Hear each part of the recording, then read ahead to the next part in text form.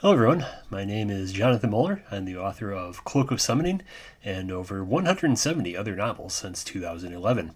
In this video, I thought I would explain how I created the cover image for my latest novel, CLOAK of Summoning. You can see it finished in all its glory here. So what I'm going to do is turn off all the layers and then go through the layers one by one and explain how I put this book cover together. So here you can see I have all the layers turned off. I usually work with a dark backfill layer here because that makes individual visual elements a little more visible when I am working with them. So the first layer here is, let's turn that back on, this one. This is actually a photograph I took in 2024, and this is the I-35 tunnel heading through downtown Duluth in northern Minnesota. I was on a trip through that region of the country, and I was taking a lot of pictures because it's a very scenic area with many uses for book covers. And by a good chance, we were driving through the I-35 tunnel, and it happened to be devoid of other traffic.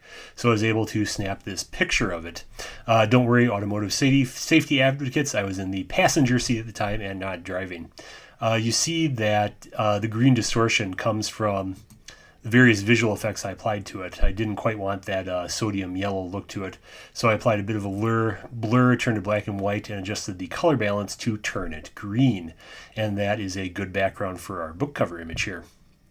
Next up is, actually no, did not make it into the final version. It was the first version of the book. This is a picture of downtown New York at night I got from a stock image site. And I wanted something that would have a sort of urban feeling to it, since most of the book takes place in a large city.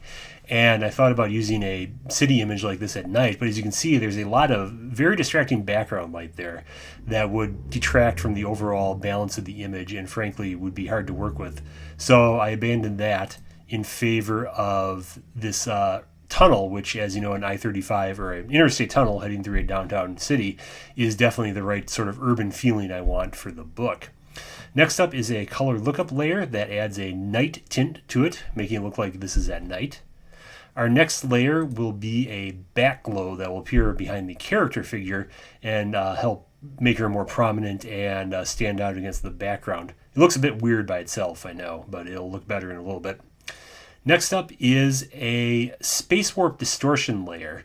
This is something else I bought from a stock image site, and as you can see, it is a look of sort of a space distortion. I set it to screen so it would be visible in the background. This is what it looked like at normal, which is a little heavier than I wanted, so I set it to screen and then dialed down the opacity to 42%. It looks a bit ragged at the bottom there, but that'll be fixed in a little bit. Here is the first half of the Nadia figure for the cover. This would be the protagonist of the book, Nadia McCormick. This is an image that I made in Daz Studio using various assets I purchased from the Daz store.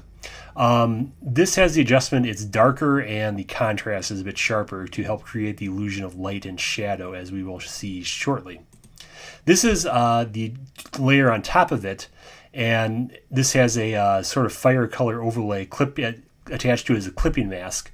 And then I used a layer mask as well to erase parts of this to create the illusion of light and shadow playing across the figure here, because we are going to add a fireball to the figure's left hand in a little bit here.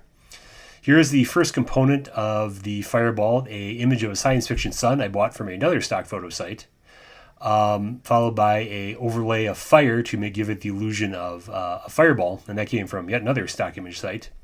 And then we have a spot flare, which came from another stock image site that added on top of that to give it the illusion of glow. And this is a fun little this extra ring around it is a fun little technique I stumbled on. That is actually a stock photo of an eclipse that I got from a stock image site. And as you can see, it's set to screen.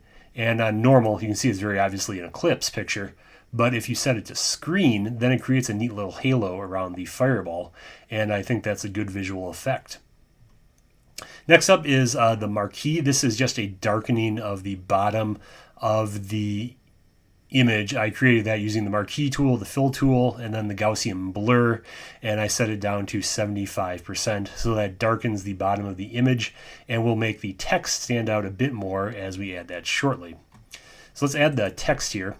As you can see, I usually use 2 layers for the text in this book, identical colors, but the bottom layer is just the font and the title in standard text, and then the layer above that, I add a sort of bevel and emboss effect to give it an illusion of 3D illusion.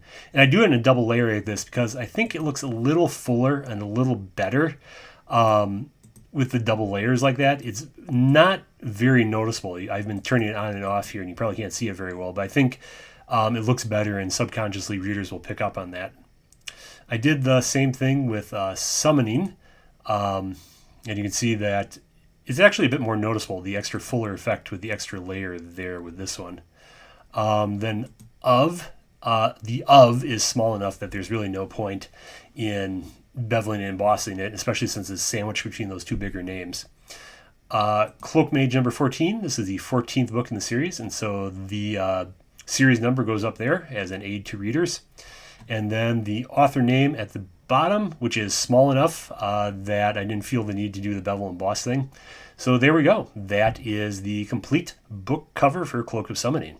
And if you are interested in reading the book, you can get it at Amazon, Barnes & Noble, Kobo, Google Play, Apple Books, Bookshop.org, Smashwords, and my own PayHip store. And you will see some of the links in the video description. So thank you for watching.